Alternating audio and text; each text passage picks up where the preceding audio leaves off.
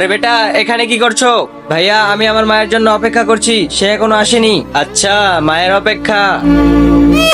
বেটা, তোমার মা আমাদের পাঠিয়েছে তোমাকে নিতে, কিন্তু আমাকে তো আম্মু নিয়ে যায়, আপনাদের কেন পাঠিয়েছে? আসলে বেটা, তোমার মায়ের একটা জরুরি কাজ আছে, তাই আমাদের পাঠিয়েছে।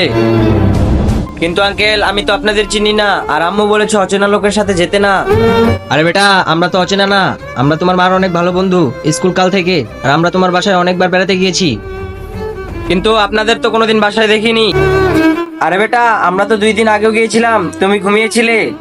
কিন্তু আঙ্কেল, আমি তো যাব না আপনার সাথে। আরে, আমি তোমাকে বলতে চাইনি, তোমার বাবা কিছুক্ষণ আগে অ্যাক্সিডেন্ট করেছে, আর তোমার মা ও তোমার বাবার সাথে হাসপাতালে আছে। কি, আমার বাবার অ্যাক্সিডেন্ট হয়েছে? হ্যাঁ বেটা, আমি এখনই আমার বাবার সাথে দেখা করব, আমার বাবার কাছে নিয়ে চলো। ঠিক আছে বেটা, চলো, হাত ধরো।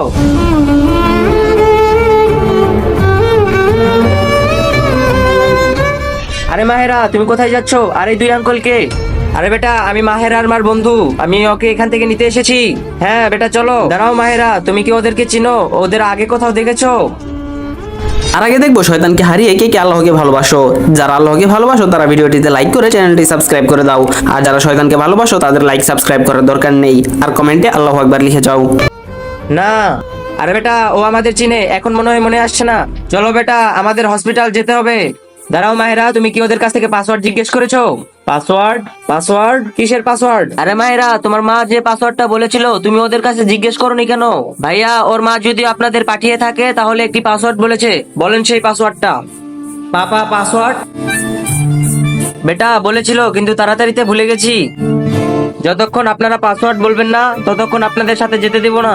আরে বেটা, আমি তো বলছি এখন ভুলে গেছি, আমাকে যেতে দাও। না, মাহেরা আপনাদের সাথে যাবে না।